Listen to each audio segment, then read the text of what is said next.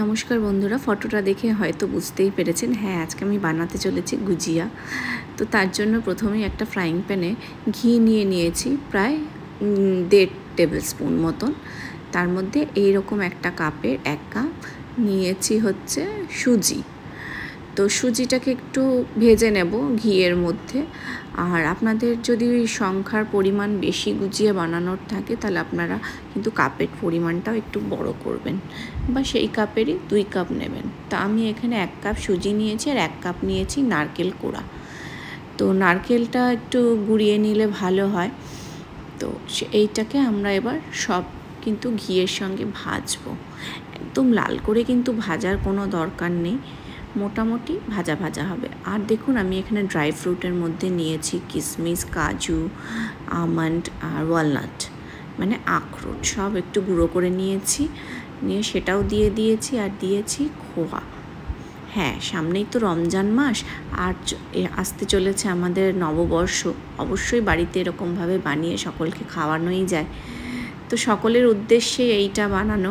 আর এখানে অনেকেই চিনি অ্যাড করেন, আমি তার বদলে দিয়েছি ঝোলা গুড়, একটু সুইটনেস। এটা কিন্তু ভীষণ কড়া মিষ্টি হবে না, কিন্তু একটা খুব সুন্দর হালকা মিষ্টি হবে এই গুড় দেওয়ার জন্য। আর দেখুন এখানে আমি ডোটা রেডি করে রেখেছিলাম।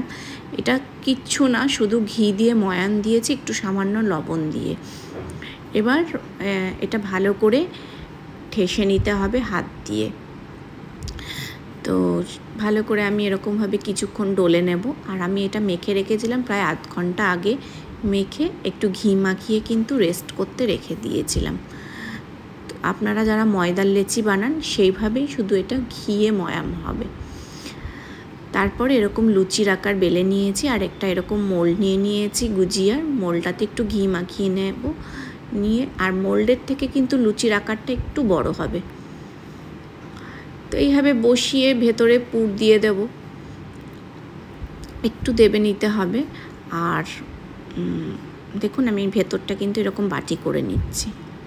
হোলিতে, শিবরাত্রিতেও তো অনেকেই গুজিয়া বানিয়ে থাকেন। বিশেষ করে এটা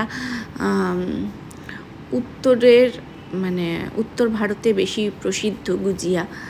এবং কোনো খাওয়ারই তো ধর্ম বা জায়গা মানে না, যখনই খেতে ইচ্ছে করে আমরা বানিয়ে নিই।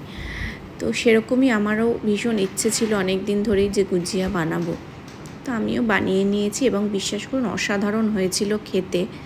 সেটা আপনাদের সঙ্গে না শেয়ার করলেই হচ্ছিল না। তো এইভাবে পুরটা আমি দিয়ে দিয়েছি, দিয়ে চারিপাশে একটু আঙুল দিয়ে কিন্তু জল লাগিয়ে নিয়েছিলাম, তাহলে এটা সিল হয়ে যাবে। না হলে জলটা কিন্তু না লাগালে এটা খুলে যাওয়ার চান্স থাকে ভাজার সময়। তো এটা কিন্তু ডেজার্ট হিসেবেও ভালো, বা কেউ আসলো ঝট করে একটা স্ন্যাক্স হিসেবেও ভালো। তো এইভাবে দেখুন আমি দুটোকে জোড়া লাগিয়ে দেবো। কি সুন্দর হয়েছে না? একদম পারফেক্ট গুজিয়া যেটাকে বলে সেই শেপও হয়েছে, আর দুর্দান্ত হয়েছে দেখতে। আমার নিজেরই এত মজা লেগেছে এটা বানাতে।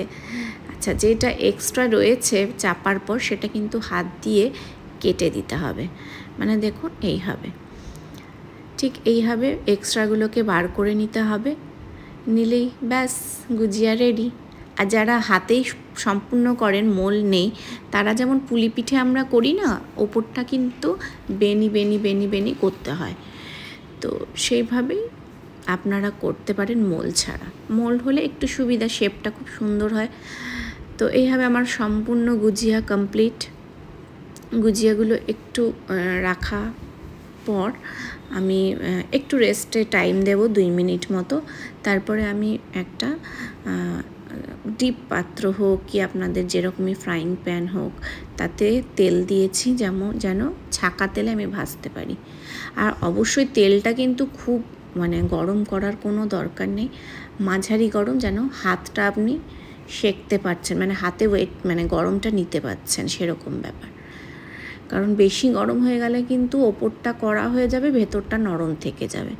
তো মাঝারি গরম করে আমি এক এক করে গুজিয়াগুলো ছেড়ে দেব, আর মাঝারি আঁচেই ভাজবো, না কমিয়ে না বাড়িয়ে। দেখুন একদম টোপলা টোপলা হয়েছে। আর এটা আপনি রেখে দিতে পারেন এয়ারটাইট কন্টেনারে 15 থেকে 20 দিনের জন্য, কোনো অসুবিধে নেই। কিন্তু গরম গরম খাওয়ার মজাটাই কিন্তু আলাদা। দেখুন কেমন লাগলো আমার আজকের এই ভিডিওটা। ভালো লাগলে আবার সেই পাশে থাকবেন, লাইক কমেন্ট শেয়ার সাবস্ক্রাইব করতে ভুলবেন না প্লিজ। দেখে চলে যাবেন না, একটা কমেন্ট বা একটা লাইক দিয়ে যাবেন। না ভালো লাগলে ডিসলাইকও দিতে পারেন। দেখা হবে অন্য কোনো ভিডিওর সাথে। ভালো থাকবেন, সুস্থ থাকবেন, ধন্যবাদ।